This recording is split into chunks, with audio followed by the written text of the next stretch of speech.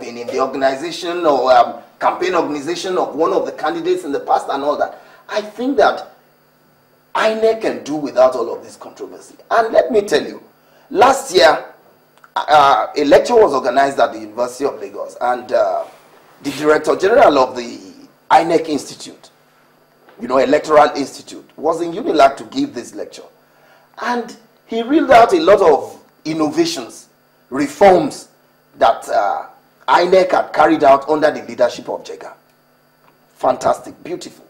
But at the end of the lecture, the only question that I personally asked, the Director General of the Institute, look, all of this, beautiful, but my opinion is that you are able to do all of this because Jega is chairman. What happens?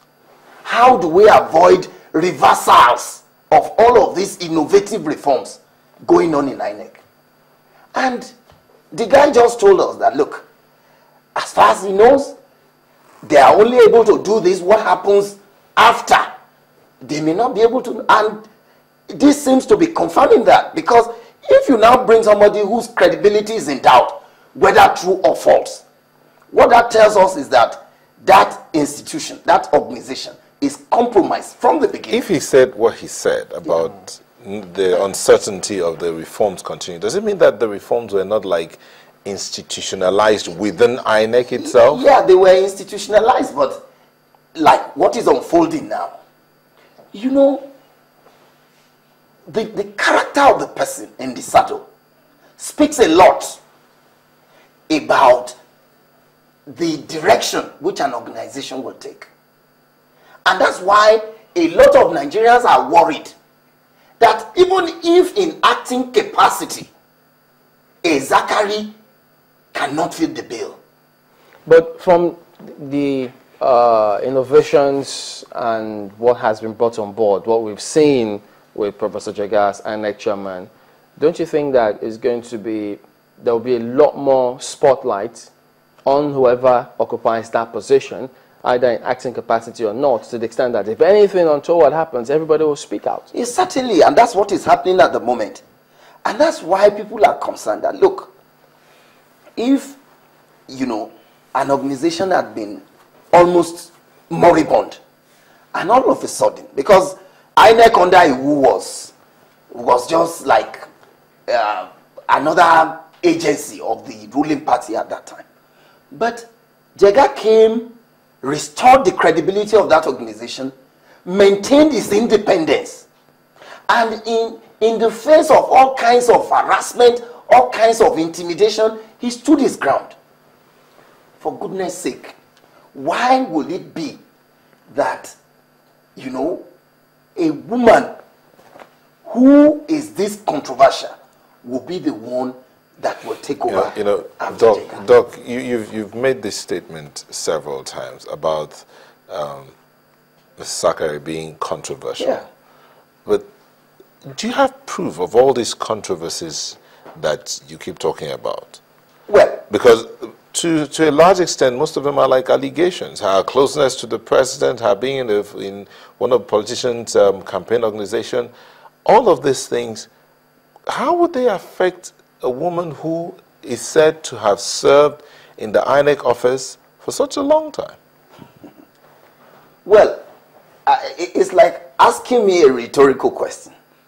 Well, of course, we'll call it that all of this remains an allegation until we are either able to prove it, or she comes clean, she comes to the public to say, look, I challenge her to address a press conference to say that she's not close to the president, and then she will see the reaction. I also challenge her to say that she was not known to have worked with top people, top government functionaries, either now or in the past. That's a challenge, and she should take it up. And some of these things we are talking is in the public domain. We're all Nigerians.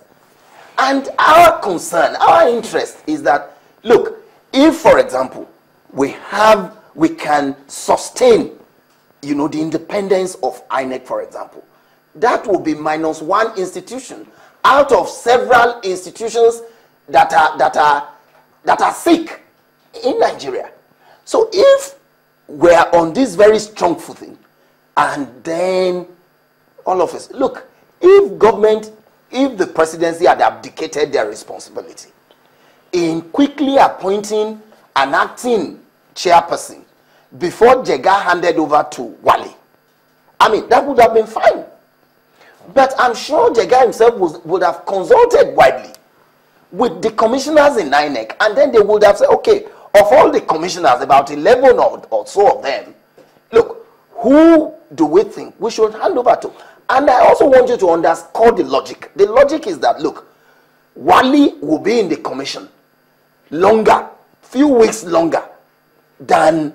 But yet there are others that will be there longer till December. So why didn't Professor Jega look at the others that will be there till like December? Yeah, you see, also you must consider, you know, some form of seniority in some of these things. You know, when you make appointments, it will be difficult for you to bring somebody, for example, who is very junior. Because in civil service, in the bureaucracy, you cannot also do away completely with hierarchy. So he must hand over to somebody who is relatively senior. And I think that was the logic in handing over to Wale. So that by the time he will be going, the government will have enough room, you know, to think they could even appoint somebody in substantive position. But we don't exactly know the thinking of government to the extent that what do they plan to do after 3 weeks when her tenure is over. We're not sure if they intend to send the name of somebody else to the National Assembly for confirmation or if it will be her own name. So isn't it a little premature for us to assume that, yes, even if she's going to be there for 3 weeks, and then we second guess the presidency saying maybe they want to extend that tenure. 3 weeks is a long time in the history of any organization. And given the nature of INEC, 3 weeks, a lot can happen. And within those 3 weeks, the whole institutional building that Jega had done could be destroyed by these 3 weeks that we are talking about. And that's why, what will the presidency lose, for example, if they don't appoint Zakari? Absolutely nothing. But you know, they also spoke about affirmative action, how she's qualified, the only woman to be there. So they put her there on merit. Yeah, affirmative action, good. But I'm saying, why experiment with INEC? So you think this is an experiment? For me, it's an experiment. If she was put there on merit, how is it an experiment? Well, she's not the only one that is qualified by merit. But she's the only woman. And who says it must be a woman?